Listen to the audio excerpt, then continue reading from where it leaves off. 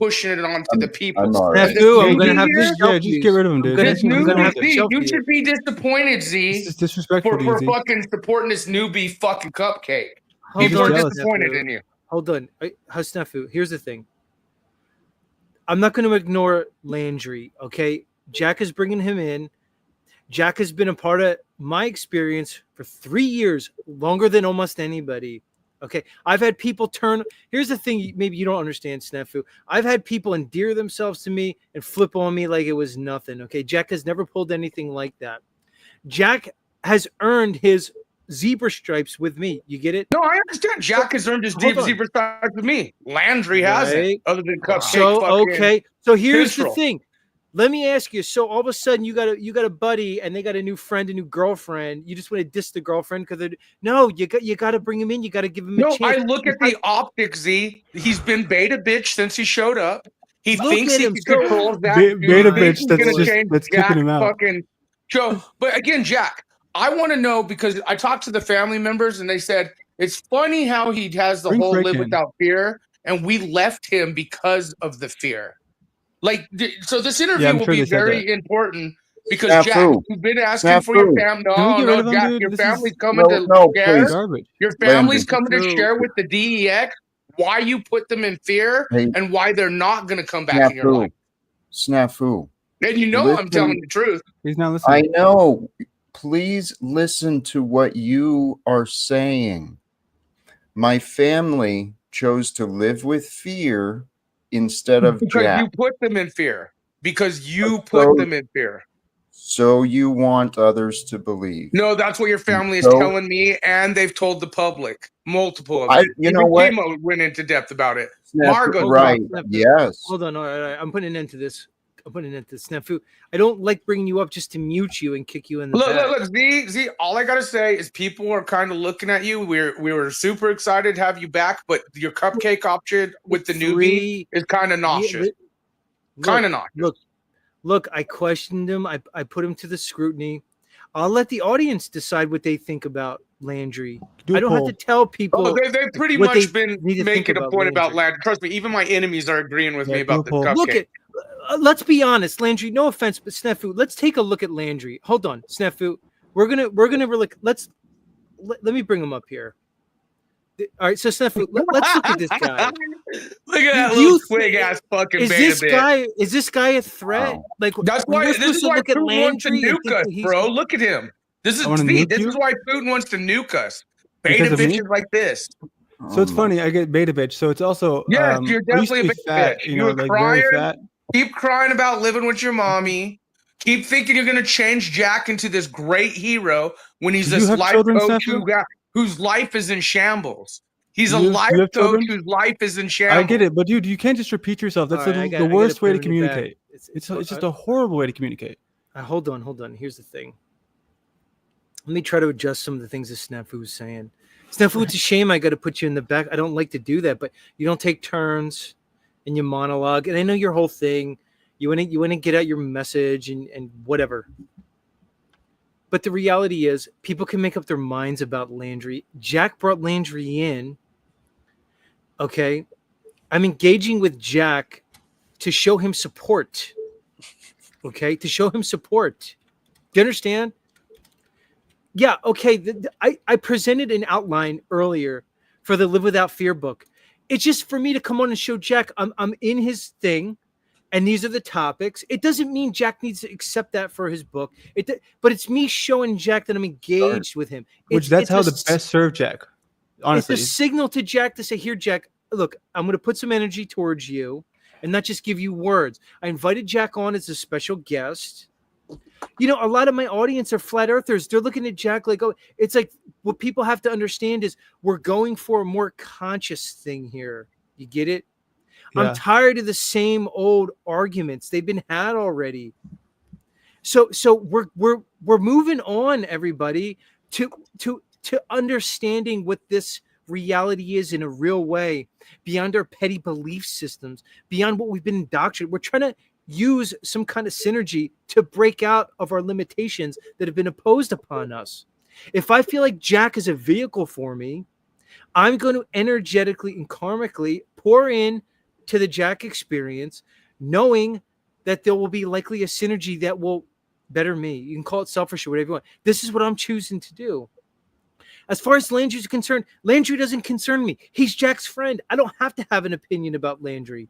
If you want one, I'll give it to you. You don't have to have one yet. You can form one over years. Look, it's not that important. Landry, you just seem like a regular guy, okay? I was kind of weird. You got mind fucked into the whole Jaren thing. Well, dude, the flat Earth thing got us all. You know what I mean? Maybe I get some people still have their beliefs, but I'm saying it obsessed people to the point where nobody talked about anything else. So I appreciate you wanting to branch out. Look, it's a big thing, but the point is we can't just limit ourselves.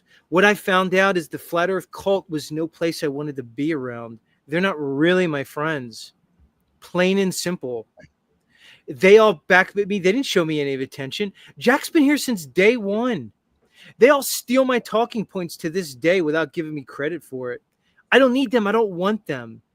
It's at this point, it's a conscious thing. There's not many more things I could say. The Earth shows itself physically to be a level, horizontal, topographical plane. Beyond that, I'm not going to sit here and try to tell people what it is. I've said the thing. I have endless playlists. Those things can come. People can come up and talk to me about things. But I'm not going to be limited by certain things. And this is the Z show. It's always been the Z show. And that's what it's going to be. So, Snafu, the reality is I'm letting you come up here and give your opinion. Now, you could say what you want about me. Who else is giving you the Snafu, the platform? OTW News? I mean, much love, Patrick, but give me a break. Go ahead, Jack. I know you want to talk. A couple of things, if I can. For Snafu, that's what he's got to realize. He is being invited as a guest. And but what you mentioned, your experience with the Flat Earth community, what you just said, my thought is on this, tied to our earlier conversation about the path of refinement. To find our true independence, how else are we going to find that without some betrayal, right? Where you find yourself kind of lost and not knowing what to do because people are gone. That's where you learn how strong you are. And the hero's journey, man, I am on that, and I've learned to love this way, right? Live life like an adventure. See what good you can get away with. And that's what we're doing. Seriously. What you said too, Z, about sharing your energy and time, that positive karma, it feels good to do good. And I assure you that you're doing good. Thank you. I appreciate that. Snafu, you could respond. The floor is yours. Yeah. Did you watch Jack Tales Z? Did you catch any of the Jack Tales series? No, I have not. Okay, so I got Jack, which again, Z, Jack had been begging people for years. Like you said, we all known Jack together, to bring his family, friends, coworkers to talk to him into his life. I did exactly that. I brought multiple of his coworkers. Yeah. And yes, I did. And we even shared audio of Jack telling your psychiatrist that you are the second coming of Christ, and all these delusional optics that Jack puts out there. And then he wonders why his life is in shambles, people turned off on him, and this and that. I brought a journalist value, Z, of real optics to bring in real players in the game. Jack Tales was very successful. And it's like you all are ignoring. It's like you all are ignoring the journalistic value of me showing that Jack, the reason he got fired is he told the psychiatrist he was Jesus. The reason his coworkers want none of it. You don't have hold on. Saying, I bring journalistic real value. Why is your microphone so? All right, Jack, do you know I put Snafu's microphone down to 20%? It's still louder than everything. He does it on purpose. Snafu, you're blowing my ears out. Modern man, you beta bitch. Good catch. Jeez, at least I'm gonna jump off, dude. This is. Yeah, you jump off because you're triggered. All right, much he's love, cupcake triggered. Much love. No, I'm gonna go Z. I'm gonna go Z, but on a journalistic value, let's just be real. I brought Jack's coworkers. You might want to catch up on Jack Tales. The coworkers, plus out of Jack's own audio and emails and voicemails, you lost your job because you kept telling people you were Jesus. Right, hold on. Let me talk to you, man. Snafu. God, I can't believe I'm entertaining this. No, it's not entertainment. I brought real facts, real people to the game. You know, here's why I let Snafu up and everything, because This is the whole non-resistance, Jack. So we can resist snafu, or we can just do some type of passive non-resistance. Ignore that his own Because friends it's and because family the and resistance. coworkers. Hold on, snafu. So Like great. you're discrediting All right, the fact that I brought his own people in to share with all of you onliners. All right, so hold on. I hate backstaging people, but they have to. I know. You know. I know. All right, Jack. I'm gonna give you my thing. All right, so let me just dive into honesty and authenticity regarding my show. Yeah. I do find snafu interesting. I feel like it adds something to the content when used in a right way. I feel like he has a level of intelligence and a perspective that shouldn't be ignored. But that being said, we have to look at the other side of it. All right, we can't let him disparage you, and I don't think we should just accept the things he's saying as fact. These are your opinions, snafu. These are so. You've endeavored into Jack's life, and you're showing us a particular skewed, by the way, perspective on Jack. The people who are going to speak about Jack are probably motivated to do. It's almost like we can go into anybody's life, pull out like maybe their most, I don't know, maybe not greatest moments, and then present them to the world. Let me ask you, when he says are you okay with talking about this, Jack? Is this okay for you? All right. I actually appreciate this. All right. So Okay. All right. So, because Snafu hasn't gone away for 3 years, so we could just, he's obviously here. He's invested. So how do we play with this energy? How do we move with it? Again, I really mean in this non-resistive way. So, okay, you're here, Snafu. How do we work with it? Okay, that being said, when he says he brought people from your life, who specifically is he referencing? Just give us, as far as in terms of what you're comfortable with. Yeah. Who specific? So I don't know if you watched his series on you. Can you give us your thoughts on? I've never heard you give your thoughts on it. Go ahead. I watched some of it. I listened to some of it.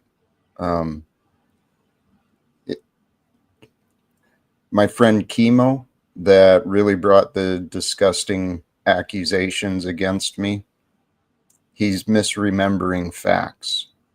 Chemo, I did describe in some of my early writings. I mentioned Chemo. He was my brown brother in a town that didn't have any black people.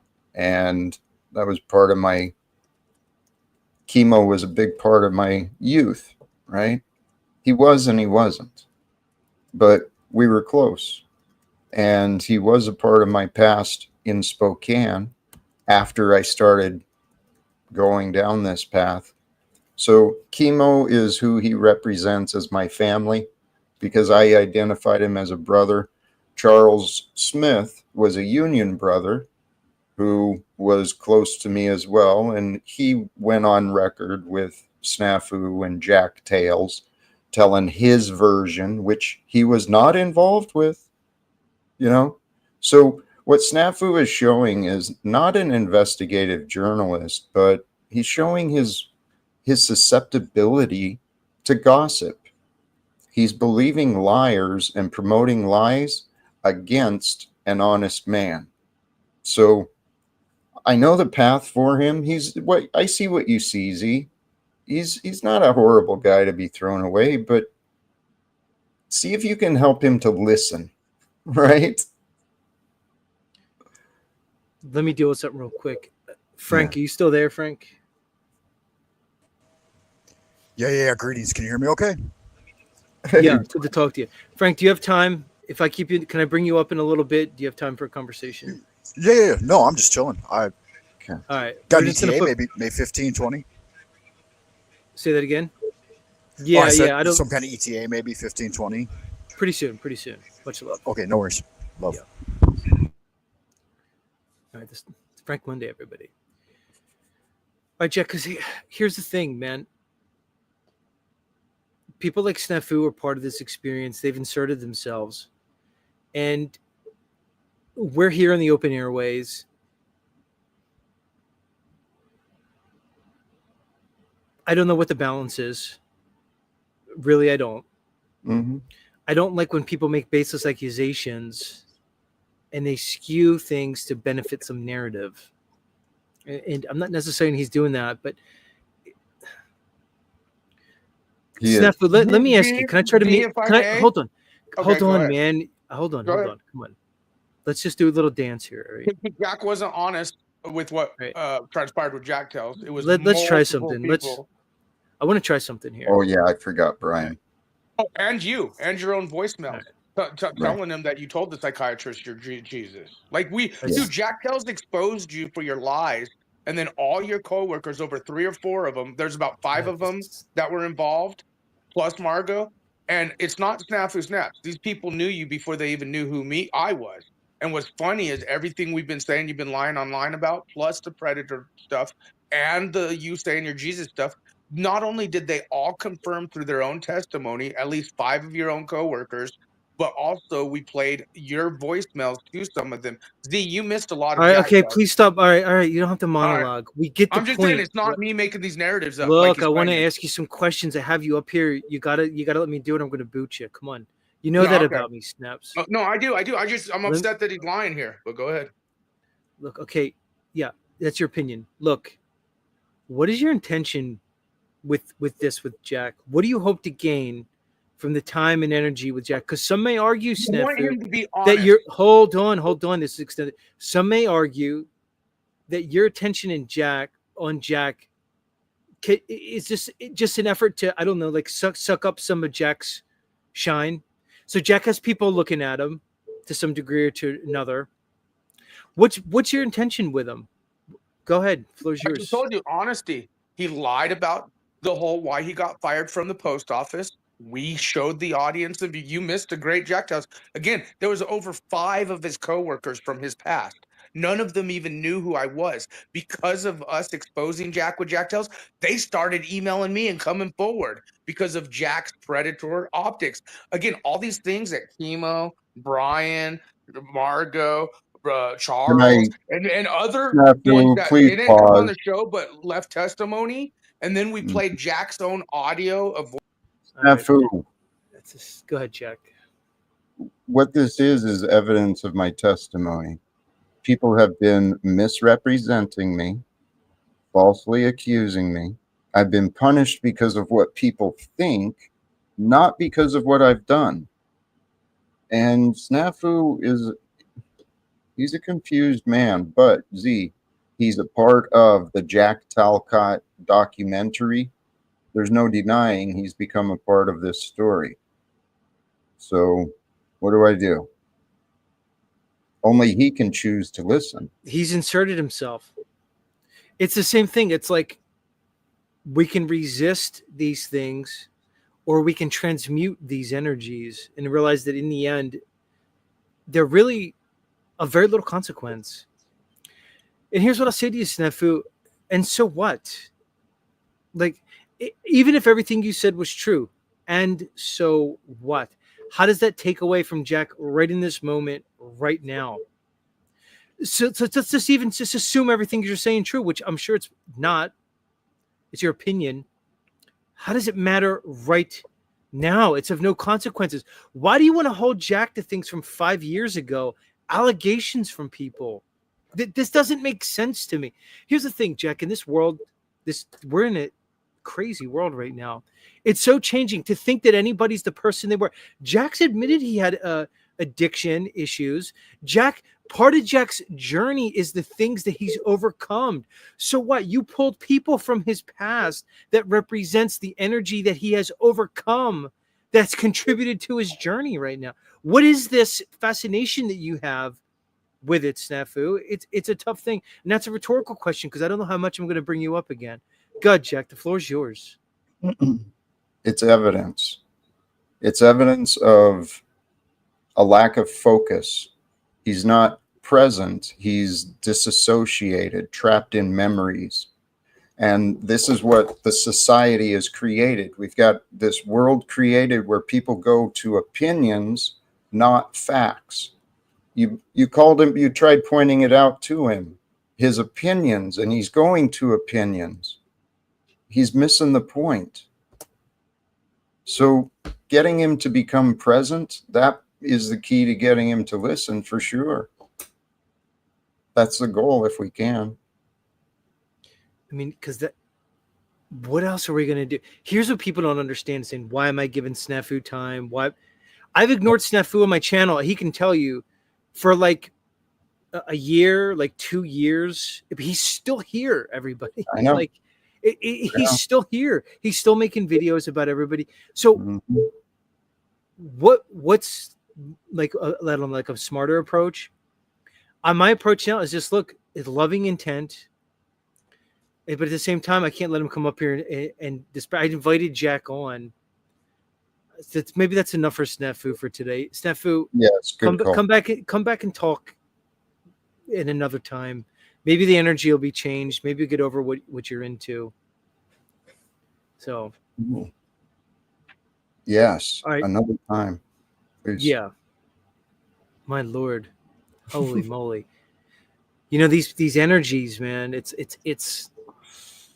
you know, I'm going to say the term again, Jack. Transmutation. What we resist persists. So I can Jack's here. He knows how I run my show. Jack knows that people are going to come up. People are going to speak their mind. That's what makes it the Z show. Jack doesn't keep Snafu off of his own show. Why would I keep Snafu off of my show? Go ahead, Jack. Actually, with Landry, we have. He's Fair not enough. welcome until but I have faith he can change. As soon as he realizes the difference between the past and the present, you know, he'll kind of, maybe he'll snap out of it. But please, if we can find something else. Well, why don't we do this, Jack? Because I know you're going to stream tonight. Is that Yeah. your plan? You're going Yeah. live. Okay. I have another guest in the back. I want to cleanse the palate. We will be continuing the show, but we're going to bid a farewell.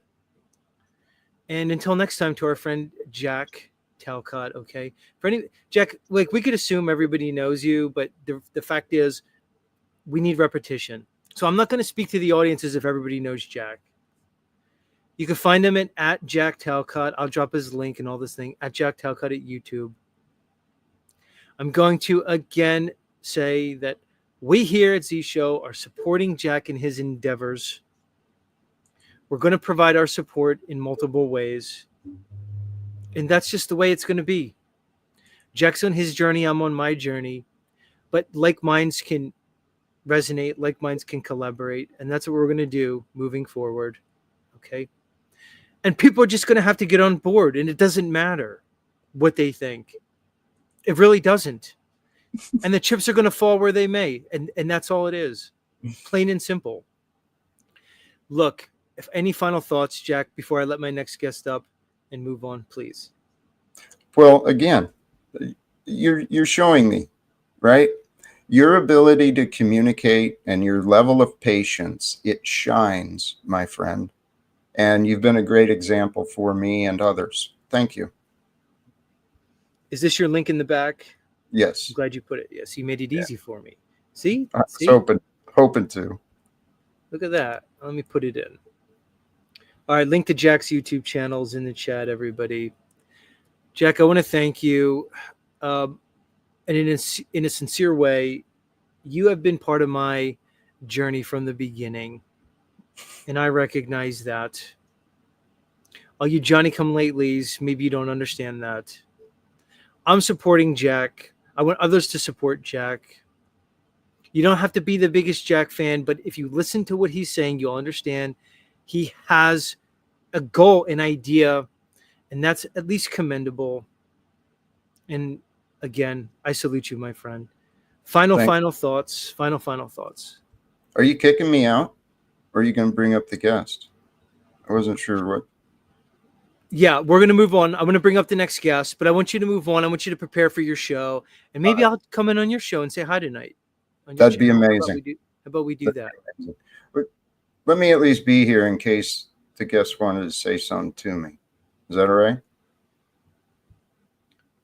Frank, this one? Yeah. Howdy, you there, Frank. Frank? You there? You there? Doing well. Greetings, gentlemen. Jack, good to see you. Hey, good to see you. You mentioned you may drop by mine later, right? Oh, absolutely. I didn't mean If that's stick around. permissible. Of course. And I didn't mean to stick around then. Zeke, God bless you. Thank you to everyone. Thank you. Blessings to you, Jack. Much love. Greetings, Check out Zetetic that Warrior. How are you today? Frank, much love. Much love. Okay, we're going to do the Frank Monday segment. I wanted to invite Frank on, but here he is now, and we're going to continue with the show. But let's cleanse the palate, Frank. So I'm going to just take a few moments. We're going to take a brief break, and we're going to come back, and we're going to get into the Frank Monday story. Because I see you're promoting yourself. You got a lot to say. I'm interested in your story, your ideas. I think the audience will be too. So if you're here, we got plenty of people here. Stick around after this brief interlude, and we're going to see what Frank has to say. All right, Frank? Much love on that one. Oh, guys, like I said, look, I got to get a drink. I've been doing this for 2 hours already. I had to put up with snafu. That's snafu. I'm going to bring you on another time, snafu. I promised Jack I wasn't going to bring you up after him, and it wouldn't really be fair for me to bring you up now. So blessings to you. I need a break. The audience needs a break. And I promise we'll be back with more Z Show in a bit. Stick around, everybody. Much love.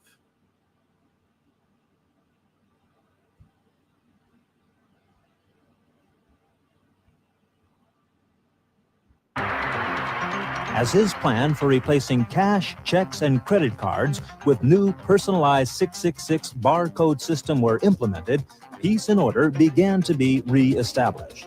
Now, in tonight's program, our great world leader unveils Stage 2 of his plan for the perfect world. The amazing new 666 biochip implant, guaranteeing you physical health and spiritual well-being at the punch of a computer key, plus the guarantee of lifelong security within the new 666 world order. Watch out for 666. Watch out for 666. In a vision of the future, I saw in a vivid dream that the hour is soon coming when men will become machines. A new one world order will rise and then demand that all the world's people receive their scientific brand. I saw a tiny pre-programmed computer chip so thin, implanted in men's foreheads underneath their skin, linking all its bearers to the system's central brain. The master computer that over them will reign. Watch out for 666 and their computer chip that is designed to strip you on your self-control. Don't sell your soul. Men's thoughts will be programmed by this new technology. Those who take the number, their slaves will always be. So hearken to this warning, if it's life and love you choose, Then you follow the truth, and that mark you will refuse. Watch out for 666 and their computer chip that is designed to strip you of your self-control. Watch out for 666 and their computer chip that is designed to strip you of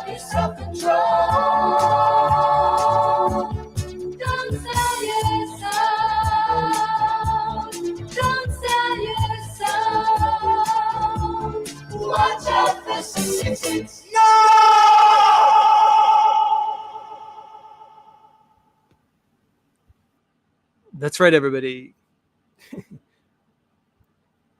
Watch out for 666. All right, guys and dolls. Holy moly. We're going to move right along. All right, so as promised, I want to bring up this next guy, Frank Monday. He seems like he's got a lot to say. He seems like he's got a lot of stuff that you should hear. I mean, in my opinion, it's just my opinion, right? A good thing this is my show. Again, it's YouTube, MeTube. I don't know. I just go with my instinct on people. I go, okay. There's this guy, Frank Monday. He's going around. I think he was on that Mark Sargent show. I see him on Jack's channel, and he popped by here. He's in the back now. Let's give him some time. Time is the most precious resource we all have. Choose wisely, everybody. And I think you'll find that Frank is a good choice. With that being said, Frank Monday, welcome to the show. Blessings, greetings, Zetetic Warrior, and thank you for that, man. I really appreciate it. I appreciate your time, and you're right about that. Time is a highly valuable thing. If you'll allow it, I'll give my little brief radio spiel. All right. Ladies and gentlemen, FM radio jockey Frank Monday coming at you once again like Finnegan. So if you've got a yin to expand your kin, let's get zen. Broadcasting to you from the central kingdom of the celestial dragon, Twilight Zone Old Peking, from top a crystal pyramidion, out across the sea level plain, straight into your headset. Welcome back, Wizard, Warrior, Wanderer, Wayfarer, and Wild Cat-alike, wherever you are, whoever you are, and whenever you are receiving this transmission. Keep doing good magic.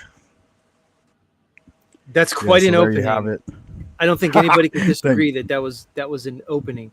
Well done, good sir.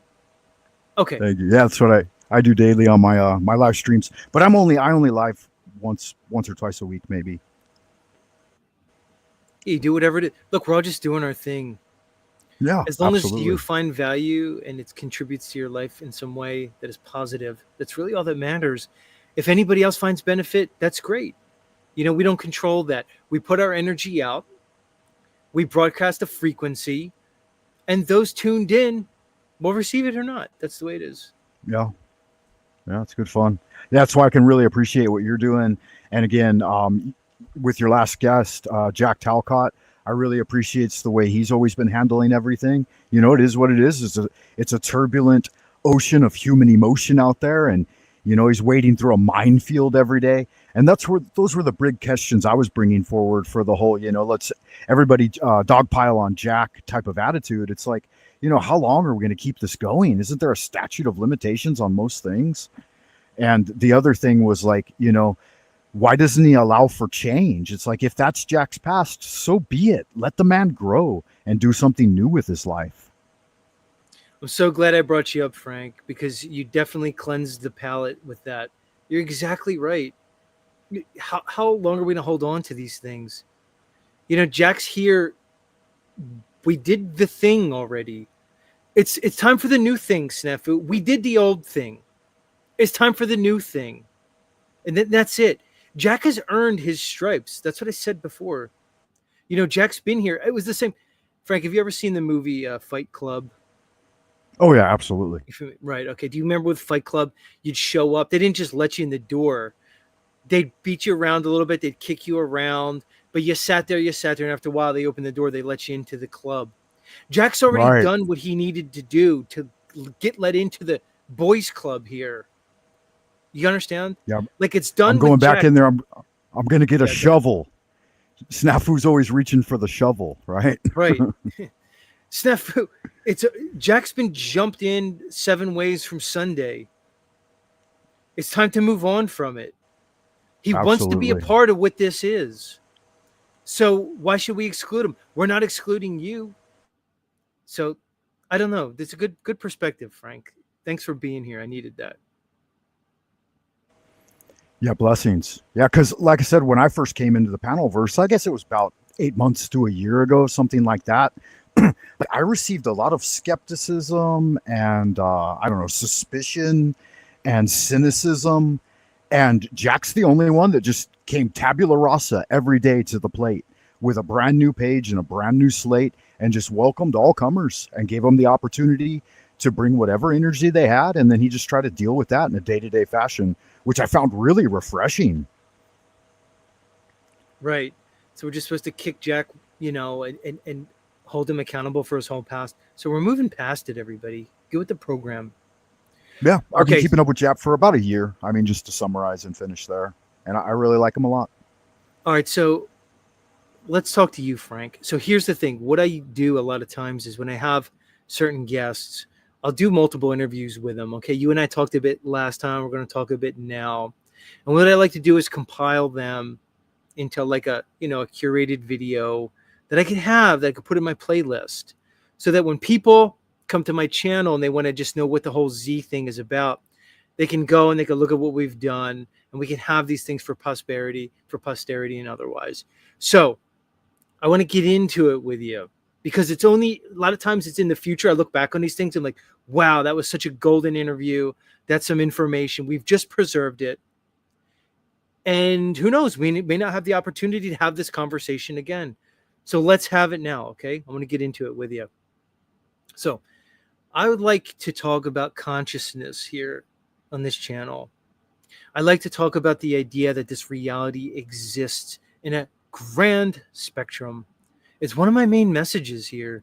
I'm trying to get people beyond the physical world, beyond the world that they've been conditioned to believe in. A world that says that we evolved over billions of years from inanimate objects, basically from pond scum into the complex organisms of these humans. I don't buy that story. That story is unevidenced, unsubstantiated, and frankly, I don't find it to be true in any way. I see a reality that's quite different. So you seem to be a person who shares these understandings. You seem to be very schooled in the esoteric knowledge that has been hidden from us, certain understandings that have been passed down, held by the elites, and presented through various traditions, whether it's the tradition of the Orient, the more Vedic or Hindu tradition, and then even, again, the more understandings that we would find that go back to things like the concept of the Babylonians, the Egyptians, filtered through what we know now as the Old Testament Bible. Okay, so I find a lot of common understandings. It seems like you see it there, but I want to get your opinion on these. I'm here to learn from you. My audience is here to learn from you. I want my audience to consider you some type of an authority on this topic. So I want to get into it. So let's go into it. How did you first discover that there was something else to this world other than the material? What was it that triggered? Were you just, some people are intuitive when they're young. What was it that got you thinking, maybe this world isn't as presented? Go ahead. Floor is yours. Okay. Yeah. Thank you for that. Wow. Well, we're all an authority on life in our own right. And we try to work from a base of, experiential evidence. And then, we've got the dual functions of the mind as have been identified by recent psychology. We have like the more analytical engineering side of what you may call the left or right brain. It doesn't matter. These things are passing forms that ultimately will change in the future, right? So we just use them as tools, as reference points to understand our experience. And then we have the other side of the brain, the left or the right or whatever, which is more of an artistic, creative side. And so we work our way through life with this perspective of kind of oscillating back and forth. And if the Taoists, they came up with this yin yang symbol to express this quite well. And what this means at the fundamental level of Taoism is that we, as human beings, appear between heaven and earth, and we have a human perspective. Above us is this heavenly spiritual energy, the celestial realm, and it breathes the divine spark or life of energy down into the material, and that brings the what I am calling now the infernal realm below us up, and it commingles in our center Dantian, which we call the terrestrial plane, right? So we're in this prime material plane and we're trying to work our way through it. I mean, my understanding is somehow rooted in Plato's idea of a realm of preforms, and then working back from that. But who's to say that my expression of it is any better than the other guys? But to get back to an earlier point, when did I discover that I was interested in these types of ideals? I'd say as a kid, I had a pretty free-thinking family. My dad was a businessman. My mom was a homemaker who eventually started working. I was raised in a Lutheran church. I went to private schools up until middle school. But my mother grew dissatisfied with the church, and as a result she started to seek out more like esoteric ideas, and she's like, hey, you guys just figure it out on your own, get out there. And she said, maybe the church is right, maybe there's this, that, or the other thing. And so she, because of her bad experiences with organized religion, she encouraged us to be more free thinking. So let's get into the yin yang, because to me that is almost like the perfect symbol to represent this reality. You have these opposite yet equal forces, ideas, whatever they are, in perfect balance, and then in incorporation with each other. Some people categorize it as like, the sun and the moon or the celestials. It seems to me to represent this reality quite well, this dualistic reality, this reality that opposites define each other. You can't have good without evil. You can't have right without wrong. You can't have male without female, etc., etc., etc. Do you find that this is a dualistic realm? And how can we reconcile the dualism to approach some type of, let's say, source singularity? Can we overcome the dualism? Is it something that we need to embrace? Go ahead. Yeah. Like that's the pathway of the magician, is breaking through all the chains that bind us to the prime material plane while we're physically active, and then proving a spiritual realm to ourselves, at least, so that we have a place to go at the time of death. People who abandon this idea and get stuck in any given way of thinking, whether it be left or right, then they're just limiting themselves. I think George Washington said early on that it would be a matter of prudence to hold one's ultimate irrevocable decision in abeyance until you've gathered sufficient data. And so for the scientist, and I like to approach my religion through the method of science, right? I mean, Thelema, if nothing else, it's the aim of religion through the method of science. And so breaking free from the bonds of the Taiji, we don't actually call it the yin yang in Chinese, so I'm more accustomed to calling it by its original name, which is Taiji Tu, which means grand, ultimate, mysterious symbol, as an awkward translation, but Westerners will know it as the yin yang symbol. But yeah, so you have a basic numerological process, right? You have the 0, and if you start with the big all-encompassing 0, if you plus 1 into it, right, you add Z, as it were, then at some point you have to minus 1 in order to keep it whole. So everything's contained within the whole, plus or minus 1, right? So I call it infinity plus or minus 1. I had a friend in college who called it infinity minus 1, right? He took you out of it. But I say it's more like infinity plus or minus 1.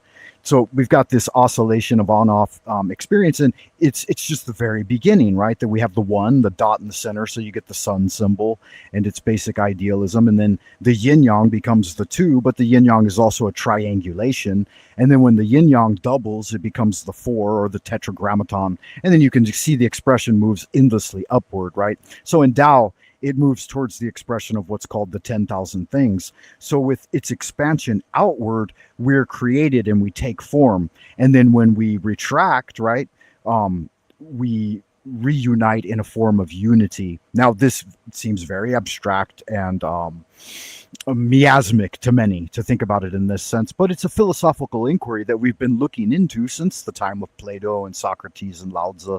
And so it's not something that we're unfamiliar with, right? You mentioned magic, magic with a K. What does magic mean to you? So, for instance, for me, I see all kinds of magic. You mentioned last time that you're practiced in Solomonic magic. I do want to get into that a little bit. There seems to be all type of magic, but to me, fundamentally at its core, it's about transmuting intention using natural laws. Now, the natural laws may be have been occulted, but a true understanding of nature, a true understanding of reality from an energetic perspective. So supplying intention with energy to me is magic. Now, some people do it through sigils, some people do it through chants, some people use chaos, some people use, like you mentioned, like an Enochian angel magic. Some people do it more, let's say, like a Goetia. But the understanding, to me at least, is supplying intention with energy. Some people use sacrifice. So to me, magic is a long monster spectrum and is a big range. What is magic to you? Yeah, good question. That's kind of the whole thing that brought me into this paranormal, super sensual world of the supernatural that I started seeking at a very young age. In the words of the great beast 666, Aleister Crowley, right?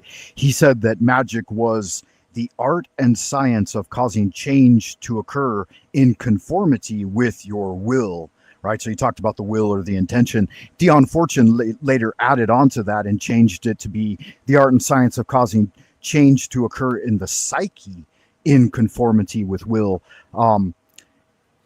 Israel Regardie, Francis Israel Regardie, he was a secretary to Aleister Crowley, and he added to it and wrote an entire essay, like a 25, 30 page essay on the meaning of magic, and gave it a very sound footing in psychology. And so we had kind of a shift from the worship of these archetypes as genuine disembodied entities of great power in the sky or in the earth or in the elemental realm or in the infernal realm or whatever, and they moved it all to within the realm of mind, right? And a couple of the big magicians that contributed to this were obviously Carl Jung and Sigmund Freud. But Israel Regardie, if you're not familiar with his work, would be probably where the bridge for what I believe to be genuine magic to be most accessible for the layman or the beginner, right? Like a neophyte, someone who's interested in the idea, and they say, oh, hey, it's not stage magic, it's mental magic, right?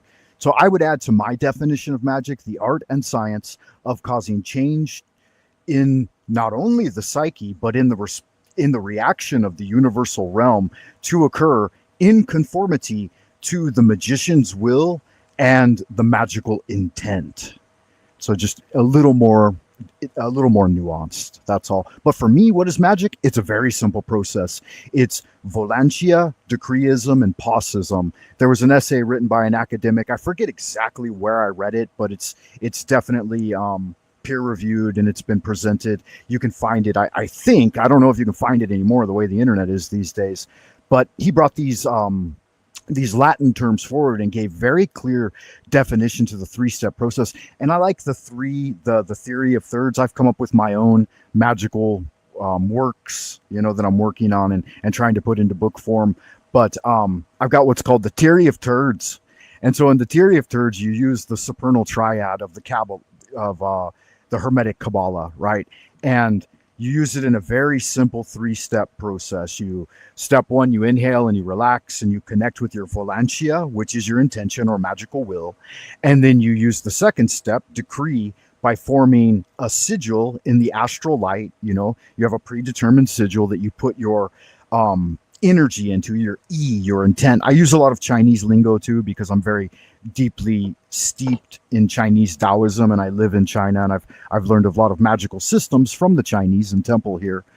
And then the last part of that is the faith part, right? The paucism, POSISM, and that's where you allow for the universe to echo it back to you. Like a moment ago, it sounds like you have some understanding of Tao, right? So you know that there can't be voice without echo, there can't be light without dark, and so this oscillating process of the thinker thinks and the prover proves, right? The two aspects of the mind. I think up a good idea, I send out the seed, like you were talking about earlier, planting seeds, and then the universe completes it, right? My proving factor goes out there and makes it real. Yeah, so it's a very simple thing, right? Ask and you shall receive. Seek and ye shall find. Knock and it shall be opened unto you. Now, here's the thing where neophytes or aspirants, people who are newly initiated into magic, have a stumbling block. they think that it should be a linear progression, but this is something you've been touching on for a while now. I've been listening to you, is that it's not a linear progression. It is analog, but it has more of a vortice, like a vortex rising up over a torus field. And so we have more of this idea that there is going to be some looping, and that looping is necessary to gather centrifugal momentum to make a rising vector, as it were. Something they like to talk about in the TFE community. I hope that gives some indication to what I'm the lines of my progression. You mentioned Aleister Crowley. You know, his name is kind of vilified, you know, in pop culture. But when you look into modern history, you find that Crowley's influence through the Thelema, which is basically practices that he was bringing into the modern age from older understandings, occulted, esoteric understandings, you find that Aleister Crowley had a massive influence on modern culture, modern society, and even modern technology. What can you tell us about Crowley?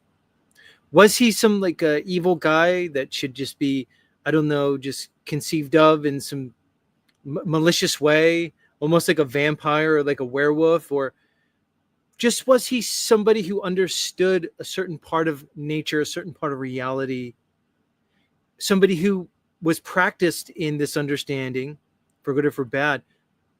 What would you say about Crowley? Go ahead. Well, and you point out that I mentioned Crowley, and the reason I do, and he said that his name was pronounced Crowley because it rhymed with holy, right? And the reason I bring him forward is because he is a bit of a sensational figure. He's much of a lesser player in the magical community than many would think, but it's a recognizable name that when people hear it, they'll think, oh, okay, yeah, this guy's into black magic. Now, as you rise up the tree of life, the Hermetic Kabbalah, you can tend towards the left or the right path, right? We have Boaz and Joaquin, and I don't want to get into too much jargon that will throw people who don't know much about Hermeticism, but the central path is the path to take if you're a magician, and most people don't take that path. They just go back the way the divine spark emboldened or emblazoned or brought them into being, right? So they follow the lightning strike. Anyway, Crowley, I don't think that Crowley was a devil. He just wanted to bring the message forward, and he was a magician first and foremost. So he was breaking the chains of karma. He was breaking the yin yang, right? He was breaking any chain that sought to bind him to the prime material plane. And in order to do this, he had to do what thou wilt shall be the whole of the law, which meant that you have to do your true will. However, people misrepresent this. They think it means just do whatever you want, right? Which is in fact not at all what it means. If you have even the slightest understanding of esoteric studies or occult studies, you know that that's not what this means. It means getting in contact with your holy guardian angel, crossing the abyss, and trying to learn what your predetermined message or mission, as it were, that may be a pre-heaven mission that you took on before coming into physical being in this plane of existence, that maybe you're on a mission and you need to connect with your guardian angel and figure out your higher self, as it were, and figure out your ultimate purpose in life. So that's what it means. It just doesn't mean do whatever you want. Yeah. So that's my spiel on Crowley. I mean, he's just out there getting it. He called himself the Beast. He was a bit of a double agent. He worked for the British, like he was a British spy. He was, of course, keeping track of what the Americans were up to at Jet Propulsion's laboratory with, what was the guy? Jack, forget his name. Parsons. Jack Parsons. Right. You know, it's so Strange interesting, Angel. Frank, that you bring this up, is that the legend, at least as it goes, is that Crowley was very close associates with Jack Parsons and also L. Ron Hubbard, who was the creator of Scientology. Jack Parsons' laboratory, JPL, is still intimately associated with NASA. It was the very beginnings of NASA. I guess what's the point here is that Aleister Crowley was very intimately associated with the beginnings of NASA. And I've said this on my channel many times, Frank, is that people like to think that technology comes from a bunch of really intelligent people in a room doing so-called science and research. But study of history shows that it's actually much more associated with occulted ritualistic practices, that what we call science and what we call technology is much more a product of ritual and occult understanding than it is of science. So it's a great thing that you pointed out regarding Crowley's link to this technology. You also mentioned Carl Jung and Freud as magicians and wizards, basically. Again, people that are thought of in the academic realm that really should be more associated with magicians, practitioners of the occult. So it's a great understanding you bring it up. We're going to get into it more, but I want to let some people lend their voice to the conversation, and then we're going to get back on your frequency, okay? Cage, welcome to the show. What do you got for us? Cage? Yeah, I'm here.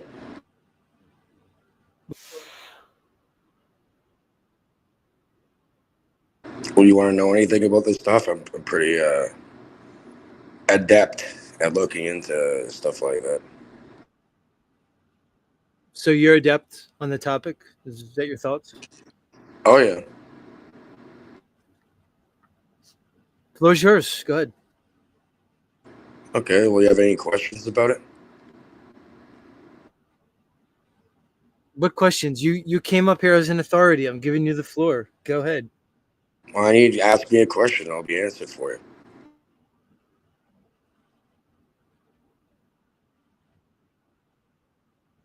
So that's what you brought to my show, Cage? Basically nothing. Yeah, Cage is a bit of a clever character. He's visited me a few times. I, like I said, I try to do 2 live streams a week and then make other content videos, mostly food reviews and stuff like that. But yeah, he's quite a character. The only problem I've ever had with Cage is that he does tend to interrupt and overtalk folks. And I think we're, like you said, and you've pointed this out, I think Jack's been trying to do this the entire time, is that we're moving towards a more friendly model of fellowship and cooperative learning rather than jumping in and, peacocking, as it were, and saying, I know this, that, or the other thing. We're trying to share this information and grow together. That's the way I've always approached it from day one. And it's been a battlefield out there, man, with some of these characters. But I know Cage knows a lot. He's got a he knows some things. He's done his homework. And well, there's go ahead, yeah. Speaking of friendship and cooperation, let me bring up my next guest. Where's this music? Where is it?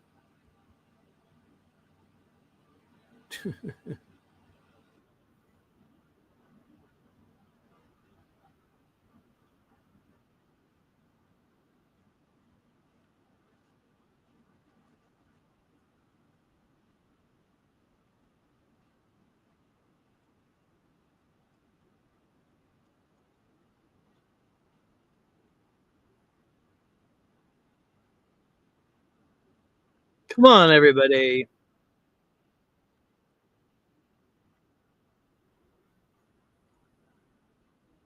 Whose theme music is that? Come on. Who's the... Oh, there's no sound? Hold on. Thanks, Austin Murphy. Hold on. Austin Murphy said there's no sound. I'm here dancing away to my headphones. Yeah, I couldn't hear it either. I was wondering if it was just me, so I didn't say anything. Hold on, let me try this.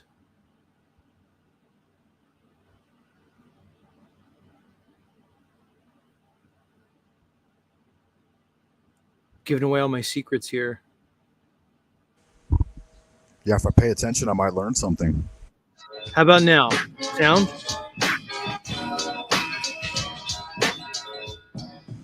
Yeah, it's good. Can you hear the music? Yes, yes. All right. Come on, who's my next guest? Who's going to win the prize? Thank you, Austin Murphy.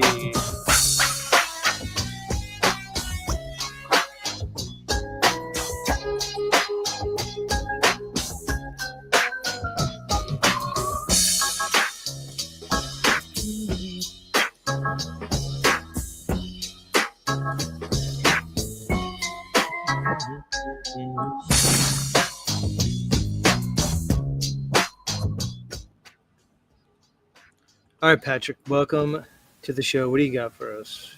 What's up, Z? Long time no see. I just wanted to know how you been. Was thinking about you lately, and kind of actually happy to see you going live. And there's also the fact that you had Jack on your show, and I want to go review that later. I had Jack on. So where are you with Jack? Look, we've been through a long thing. It's been a long and winding road, OTW. Where are you with Jack? Well, we kind of teamed up a few months ago before he went over to Rose and spent some time over at Rose's. And then we had a kind of OTW greetings. Yeah, give us some backstory on that. I wasn't able to keep up with all of it, but I do remember that. Yeah, after he had been on the was it the Don Lemon show? Right. So then he went over to Roses, and afterwards we were working together at that point, and we had a falling out. A disagreement, and I decided to go my own way. And yesterday we had an interaction over at Landry's broadcast, which seemingly he apologized, and I accepted his apology. So, hopes for the future, maybe. Well, that's really great to hear, Patrick. See, we're all in the spirit of collectivism that Jack Talcott has basically indoctrinated us into, and I'm okay with it. No, but in all seriousness, look, Jack reached out to me, and he said, "Look, I want to do a thing, and I want people to help me. I want to have all these collaborators, and I want support." And I said, "You know what?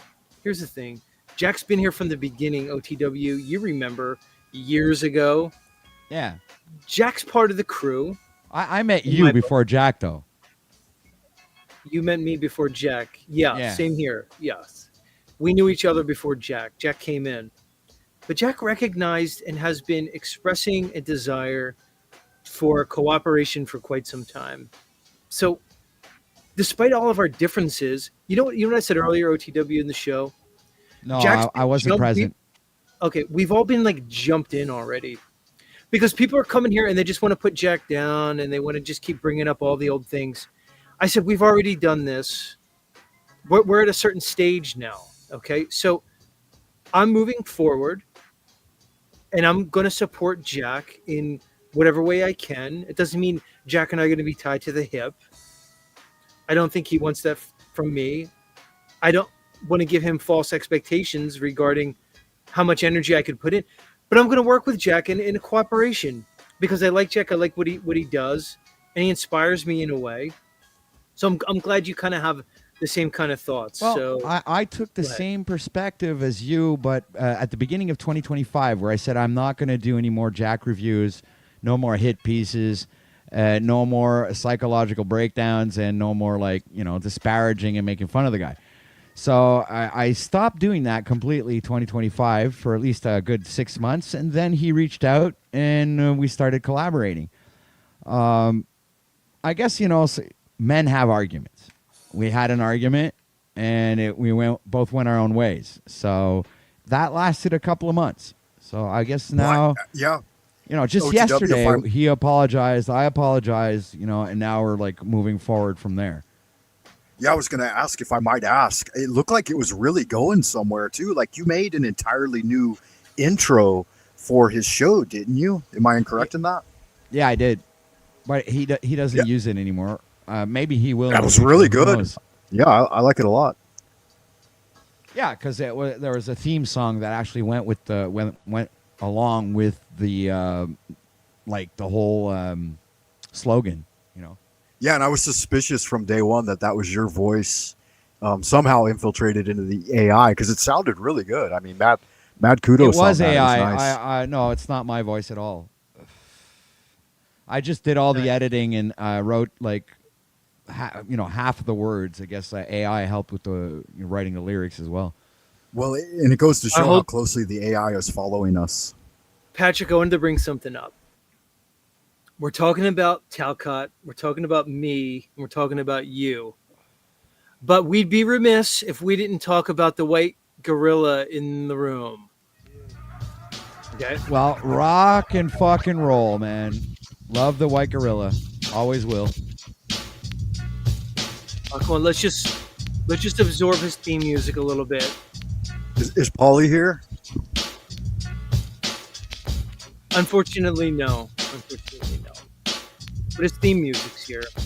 It's going to help me get into the headspace. Have you and Paul interacted lately, Z, by any chance? In a small way, okay? Here's the thing. I've decided that in the spirit of living without fear, I'm going to embrace all the energies that this experience has to offer. Look, I got this guy. I got Cage right here. I'm embracing the Cage energy. Oh my God, you're good. I mean, come on. So, in that spirit, I said, all right, Jack, let's do this. But we know that that's going to come with these other interactions. So where are you in terms of your relationship with the Mr. PIMP? What can you tell us about that? Oh, well, we've always been on the same page. Well, at least I've always been on the same page with him. I believe it's the same for him. I don't want to speak for him, but, I think we've never had any, imagined disagreements, Right. And if I may too, I would comment to it just a bit. Because like you said, Z, we all get jumped in on various platforms. My first jumping in was with the leader of Team Evil over there at the Insanity Machine, he who shall not be mentioned. But later I made my way over to Paul Enslaved, and he seemed to hold down a pretty tight ship, but he didn't allow for much interaction that I experienced. So I only actually visited once. I think I subbed, but I just if you're not like welcomed in and you're not somehow a part of the idea, if you don't get to interact, then it's not what I'm looking for. I mean, other people are looking for different things, obviously. Right. Let's bring up Cage. Cage, do you have anything to add to this, please? Yeah, why are you such a little goofy little bitch that works with children in New Jersey that brings children on here and hopefully makes a joke out of them playing with a fucking blonde wig and then gets to knock on their fucking door? How did that work? Can we do better, Cage, please? Yeah, do better, retard. Just real quick, if I may, you're lucky we don't slap your fucking beating off your head right now live on camera. Yeah. And OTW, you're lucky I don't grab your baseball bat and beat the living fuck out of you in Montreal. I mean, sorry. In Quebec. Cage. Oh, and Frank, you're lucky we don't fucking do a McDonald's review on you and try to act like you know about magic. Yeah.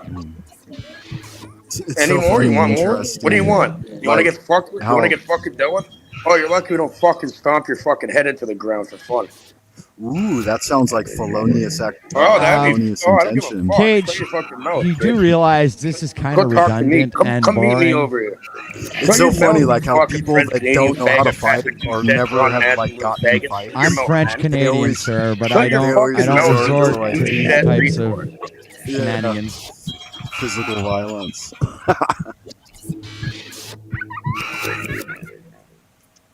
Yeah, it's just always so obvious to me, like people who want to go to that low base level of, hey, I'm gonna fight you physically. It's the guys that have like zero training in fighting and have never actually really been in fights.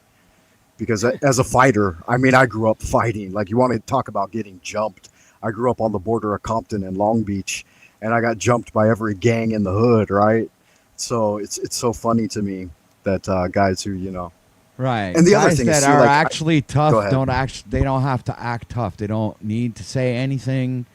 Just by be either looking or being looked at. You know what I'm saying? It's like it's an unspoken thing. Well, Patrick, let me ask you. I thought you and Cage were pretty simpatico on good terms. He didn't seem like he was too I guess happy it with you. depends how he feels, man. Because for the past at least I could say maybe 5 or 6 months, he's been an issue. Oh, that's interesting. Yeah. It's like he's been showing signs of, a lot of aggressiveness and wanting to he's literally threatening everybody. Like it's pretty much. I don't know why he's doing that, but it's like for some weird reason he's trying to attract some attention. Chances are there's a lot of turmoil in his life, maybe. Or maybe Well, it's not so enough. strange. Maybe it's his life is so fucking boring that he needs to get a little bit of action online. All right, listen, Patrick. I want to jump back It's into the possible, Frank. too. I want to jump back into the Frank Monday interview. All right, All so right. Patrick, I'll see you around. Like I said, I'm going to be approaching everybody with an open heart, and we're going to send out the vibes, and we're just going to do the thing, and we'll see where it all goes and what it Sounds looks like. good. Sounds good. And if I may, before you go, good to see you again, OTW. I really the few transfer times that Jack was collaborating with you a little more, I enjoyed your show, and I really enjoyed the good work you did for him. And I didn't get involved much in your game, but I'd like to learn more about that in the future as well. Is that still ongoing? Yes, hold it is. on, And hold on, by the way, hold on. Z, you actually have land to claim in the Concordium. So if ever you want to pop on over, Well, I was going to and say, claim it. I saw your game. I didn't see I was represented in any way. So what's the deal? How do I get into that thing? What's going on? Well, every broadcaster and content creator gets free land and has automatically the status of Lord. And there's other types of statuses. You could, there's the High Council, Wildlings. There's a bunch of different races and all kinds of different things. It's a really big and dynamic world. It's got 4 continents, and it also has a role-playing dynamic to it. So kind of like Dungeons and Dragons with the roll sounds of the groovy. dice. And Yeah, being I the got only guy in China, the virtual dice I going think- and everything. I think I should get some land in. Do you have an Asiatic continent? There's a northwest, east, and south. So obviously, northern continent is like the snowlands. Western is kind of like more of not desertish, but it's half cartoonish, half realistic because you can actually buy soldiers for your land. You can buy buildings and and operate a whole freaking Holy moly! community. Sounds like you got a Yeah, whole it's like you got a whole thing going. It's it's funny. really Patrick, big. Yeah, it's huge. This is interesting because yesterday I played Magic the Gathering for the first time. I went to one of these places, and it was like you have these tournaments and all these Magic the Gathering people, Yeah. and I was introduced to this whole new culture, and now I'm like in your little online virtual Magic the Gathering game. So, all right, I like what you're doing, Patrick. Much love. Talk to me again. All right. Peace out, man. It's OTW. Let's listen to his theme song a little bit.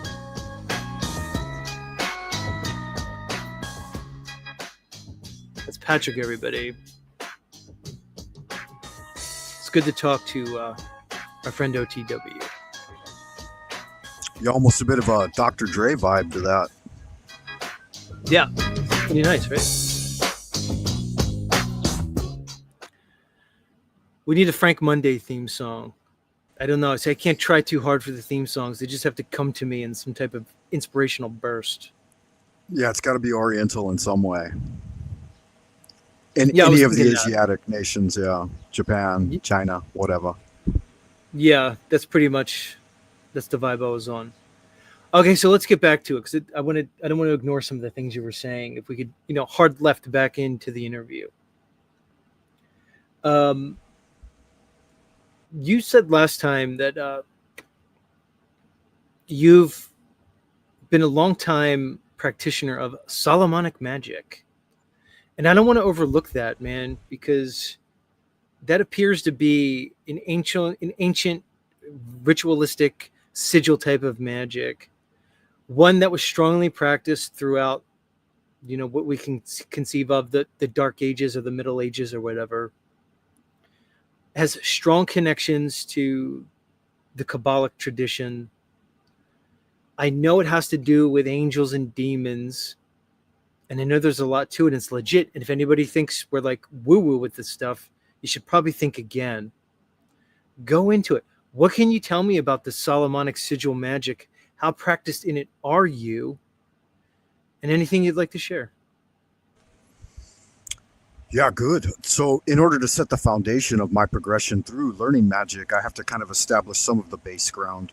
Um, when I was doing, I grew up again in Southern California, like on the border of Compton and Long Beach, like I like to say. But I had an older brother who's right around 2 years older than me, and he was big into martial arts. And my mom kind of put us in karate when we were young, like 4, 5, 6 years old. We started learning karate, and we liked to surf, grew up surfing all the time, so this kind of thing. But we stayed in martial arts all the way. And so our progression through martial arts basically looked like this. We mostly studied Japanese arts until we were like early teens, like tweens. So 11, 12, 13 years old, we switched over to Taekwondo. My brother got really good. He was a really top-notch fighter. I was just kind of always in his shadow because I was much more physically smaller than him. He grew to 6'2", 220 pounds, with 18-inch guns, and could knock a guy out like Mike Tyson. He was basically like Kid Dynamite in our hood, So I kind of always grew up in his shadow, but my father established a base in San Diego, and we ended up going to high school in San Diego. There, we got involved in Chinese martial arts. And so when I got involved in Chinese martial arts, I realized that there were a lot of softer aspects. The Japanese arts seem very hard and strict. You go into the dojo, you salute, everything's very clear cut. There wasn't a very spiritual aspect to it. You could study Bushido and Zen, but they weren't much interested in like the spiritual arts of it. It was just very, very materialistic, very crass, very brass tacks, Kiai. And when I got into the Chinese arts, we moved into studying Qigong and the internal alchemy and the pathways like used in acupuncture and acupressure. And I thought, oh yeah, this is my jam right here. So I started teaching myself like Chinese, going to the local community center at the Chinatown and learning the basics of Chinese language. And that's when I became more interested in the Chinese arts and their magical systems. And they had a very intricate system of sigil magic. And at the same time, my mom was a manager at a bookstore, which is basically like a Barnes and Nobles. And so I had access to the self-help, the esoteric book section, this kind of thing. And that's when I discovered books on magical nature, like all of the greats. We're talking about the Golden Dawn material, Arthur Edward Wyatt, Aleister Crowley, of course, MacGregor Mathers, William Robert Woodwin, William Wayne Wiscott, Eliphas Levi, Israel Regardie. I mean, the list goes on and on and on. I studied all of them religiously. And that's where I found Solomonic magic, like the sigils of the demons. And, as soon as you get into it, you realize that there's the 72 names of gods or positive aspects of those forces. And then there's the 72 goetic demons. And so this is based on a mandala of a wheel, and it shows an expression of these energies, again, from like a numerological expression. So you have like the 0 at the center, and then you have the Taiji emanating out from that, and then you have the 4 Kabbalistic elements, and then, this continuously progresses. You have the different numbers and what they represent. Obviously, I don't want to get too much into the weeds, but over many years of studying, so let's say, for example, I've been studying the Chinese aspects longer, but I've also been studying the Western mystery tradition since I was a teenager as well. If you want to say there's a catalyst that broke the seal for me, so to speak, a couple of different things that happened in my teens. So we're talking like 13, 14, 15 years old. One was I read Arthur Edward Wyatt's book. It's called The Complete Book of Ceremonial Magic, and it's based on an adaptation of Eliphas Levi's The Complete Book of Angelic Magic, right? And it has all of these infernal pacts and various things you can do with the goetic spirits to get a result, right? So you want to find hidden treasure, for example. You want to, I'm not going to tell you exactly which spell I did, but I had an inkling. This was before I knew about chaos magic. Chaos magic was just emerging. It was a newly emergent practice, and I wasn't at all familiarized with it. But I basically embodied the essence of chaos magic by taking the entire ritual into my mind and using the astral temple, just the cognitive state of the mind, to do the ritual, because I knew that I couldn't get like a willow branch and virgin parchment and the blood of, like a fresh slain goat and stuff like that. I knew that wasn't reasonable. So I thought if I just did a visualization of it, then that would be enough. And I thought if magic is real, and I believe it to be real, then the spell should work just by doing it mentally. And so I sat down and I did deep meditation, and it took me a couple of hours to run through the whole process and set up my interior landscape, and with deep breathing, visualize myself through the entire process, bathing myself, lighting the incense, imagining the incense burning, making the magic circle, having the triangle of art, etc., etc., etc. The thing is, I fell into a deep sleep, like what they call the sleep of Shyamalan, and I envisioned it all playing out. And then when I woke up, the sun was shining through my window, and I saw like this golden aura of light. And basically, like my intuition, or you might call it, you may say, in fact, that it was the first time that I had genuine spiritual communication. Something just told me, follow the light. And so I actually went out my bedroom window and just started following that auric glow. And I followed it all the way to the fruition of my magic. What I wanted, what the spell was meant to bring about, that aura led me to it. And it all played out in absolute pristine perfection. And so at that point, I suspected that maybe I was a natural magician. And it wasn't until good God, maybe 15 years ago that someone here on YouTube or in Via Communications introduced me to chaos magic. And I started researching it, and I figured out that was the basic premise of chaos magic, and that I came about it naturally through a combination of Chinese Qigong. Go ahead, yeah. Earlier you mentioned Hermeticism and Kabbalah as the same thing. I kind of have a similar understanding that most of this knowledge comes down to these practices, the Hermetic practice and the Kabbalah. Now, people want to associate the Kabbalah with the Jews, okay? But really, if you look at the foundations from it, this comes from these older civilizations. Again, people can argue about the timelines, but it comes down to some fundamental understandings that seem to have been very ancient in whatever way we want to look at that. So this isn't just strictly like a Jewish thing or Jewish mysticism. The Kabbalah seems to have an understanding that goes back to some of the earliest civilizations that we know, whether you want to talk about the Mesopotamians or the Chaldeans, the Sumerians, passed up through Egypt, and then the Hellenistic Greek tradition, on and on and on. Okay, whatever it is. We find that the exoteric information was given to us like the Torah, the Tanakh, the Old Testament, but that the stuff that they encoded was kept, right? It was basically kept in the elite circles, the people who were, let's say, in positions of power, the magicians, the priests, the royalty. All right. So the Kabbalah is something that goes back. The Hermetic tradition, again, it's basically traced back to the Egyptian understanding, the land of Chem.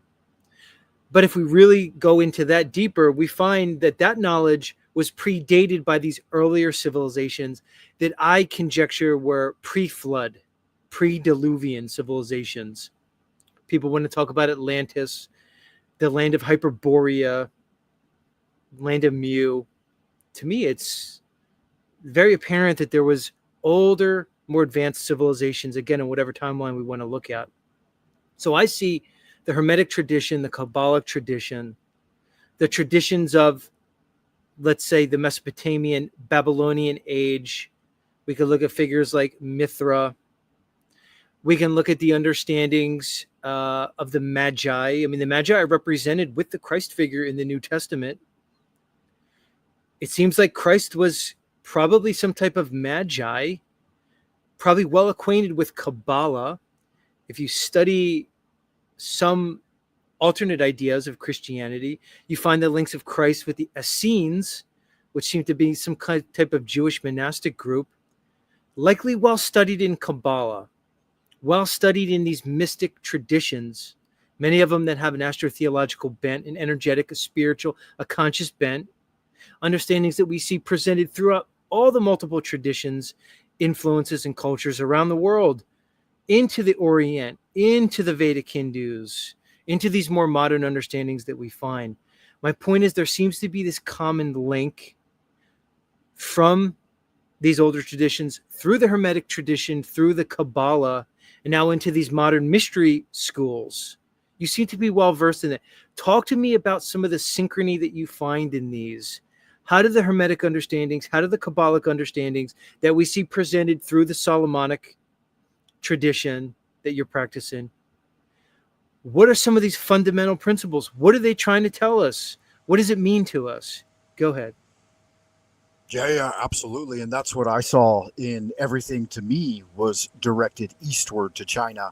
And it seemed to me at the time when I was young that the Chinese had the most direct, unbroken succession of masters in these arts that had survived since antiquity. If we look at the Sumerians or the Canaanites and all of this, there was a breakdown and their languages at some point became dead and they were unintelligible to anyone until they were revived, right? Even with Latin, we see that. But the Chinese, all the way back to the Shang dynasty, have an unbroken succession for like close to what, I mean, with if we include legendary, we would say 5,000 years. But even with archaeological evidence, we could say at least 3,000 years. So that's quite a succession. One of the great masters that I studied with had an unbroken succession for 74 generations. And so he's one guy that I aspired to actually, live with and study with. And I achieved that. I lived with the guy for 2 years. I mean, I'm not going to name drop, but it is what it is. But I've been initiated into some of these schools. And here's where some of the breakthroughs really came for me in using the Hermetic Kabbalah. And I had been studying, and practicing Chinese arts for years, 3 decades. And when I reinvigorated my practice of Kabbalah, because I'm partially Jewish, and I was raised in non-Orthodox, though. My father's younger brother, my uncle, he tried to make us more Orthodox. He'd come over with a yarmulke and, gave us dreidels and stuff when we were kids and tried to get us to go to temple. But my dad wasn't having any of it. He didn't give any kind of fucks about that. He didn't want to be involved. He was a very secular man. He was a businessman, and he didn't care much about spirituality. So we were raised mostly non-secular, and then my mother's attitude was she was raised Christian. She wanted to raise us Lutheran, but she got disenchanted, and she's just like, do whatever the fuck you want, So I had a free range to figure it out on my own, and I naturally gravitated towards the Chinese arts. And with the Solomonic tradition, when I got back, once I had undergone many initiations, through the Chinese systems, whether it be full contact fighting and kung fu, I did 2 years of traditional Chinese medicine at Pacific College in California. I lived with the chancellor of Yosan University, the top foremost school of traditional Chinese medicine in Southern California. It's located in Santa Monica, California. You can dig through the background on that if you want. I worked as his, he was my Mr. Miyagi, basically. He was, I think, 97 at the time. His name is Grandmaster Ni Hua Qing. I lived with him for 2 years. I was a bit of a kung fu big shot at the time. I did all the DAT, like recording for his public talks. I cooked his meals. I mopped his floor, but I became disenchanted with the Chinese arts as well, because at the end of the day, everybody's just a regular dude, and they may have figured something. Here's the thing. We do have a very, very long tradition of spiritual learning, and the Chinese dated all the way back to legendary emperors that supposedly spoke with non-human intelligences, what they call xians, and they have a very laid out and detailed cosmology that the Western world hasn't even really scratched the surface on. And they have direct representations, like Jehovah has a direct representation in the Taoist cosmology. Now, the Taoism did become somewhat bastardized or polluted by Buddhism, and so Taoist purists reached back to an earlier time, like Shang Dynasty Tao, in order to bring forth that pantheon, and it matches more with the Western pantheon. So yes, like each individual cultural representation on Earth has discovered similar things. But for me, the Chinese one seems to be the most direct and clearest expression of it, with no obfuscation, no deviation. It's all just really clearly, easily laid out. It's quite complex. It's a lot to begin to study, but there's something for everyone, right? Like the Tao welcomes everyone, and even the most crass farmer can grasp an idea like the yin yang symbol, right? So there's something accessible for the kindergarten level, and then there's something accessible for the advanced practitioner, right? Like the octahedron and the 64 hexagrams of the I Ching, and this kind of things, where you can get into more in-depth study of their pantheons and start to understand it at a deeper level.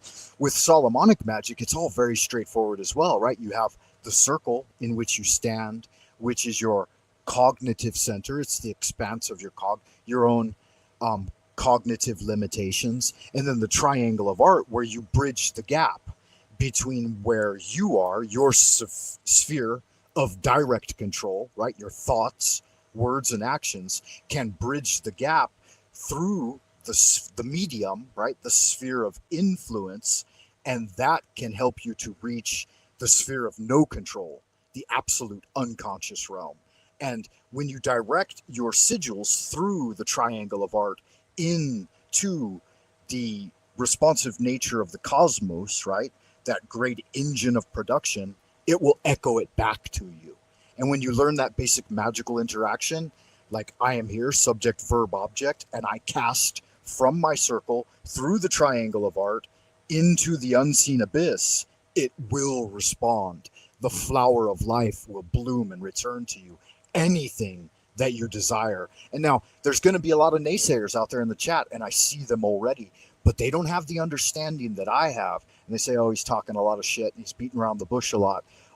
I can bring forth great clarity in this very simple magical process. Well, you're making a lot of sense to me. Complete sense. All right, Home Slice, come talk to me again. We'll keep going with this. We'll make it like a series thing for a while. We're just going to keep uncovering these things. People need to hear this.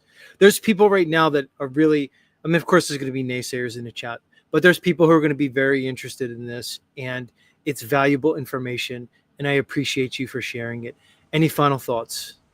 Yeah, just good magic, and thank you for the opportunity to speak with you, Zetetic. I know your time is valuable, and you really do a good job holding down your fort. And I can see, like, the way you talk and the way you acclimate data and then process it. You already know the magical process, man. You don't got to study what I study. I don't got to study what you study, but we can come together on some common ground. And I think maybe there's something I can share with you that will benefit you and have some value, or with your audience. And I definitely know that there's much that you can bring to the table and benefit me by way of learning and progressing in my life's paths. Yeah, so just thank you for that opportunity. And for anyone interested, you can check out my channel. It's a very small channel. It is growing, though, and I do have fun, and I like to live stream a couple of times a week. I found a lot more value in jumping on other guys' panels like you and others, here in the community. And just what a wonderful thing. What a treat. Thank you for the opportunity, man. Good magic to you. Blessings. It's Frank Monday, everybody. God, that's good stuff. I'm endlessly fascinated by this topic, probably more than anything right now. It's easy to hand wave these things, pretend they don't exist. What you're really doing, you're hand waving the entirety of the human experience. There's a hubris that many of us have in this modern technological age, that we're the end all be all of knowledge. What could these older cultures have to offer us? But to me, it seems like the more we've progressed with our technology, the more we've regressed in our spirituality. And it's good to be reminded of these things. There's a whole reality that we're missing out on if we're to ignore these understandings, plain and simple. Here's what I want to do. I want to drop the link in for anybody else who wants to come up and talk to me. Links in one last time.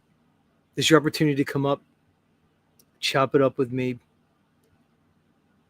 And in the meantime, maybe I can regale you. You know, we'll bounce the energy out. Maybe I can regale you with some music. No, I didn't drop the link. Let me drop it. Come on up and talk to me. We don't have to run away just yet. And in the meantime, as we wait for people to come up, if they choose, maybe we'll do a little song here.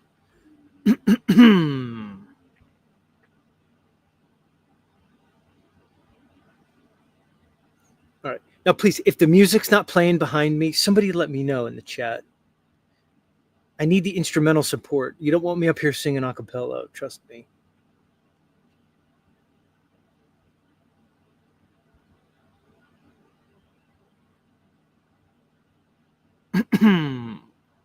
Much love, everybody. Come on up, chop it up with me. Link's right there.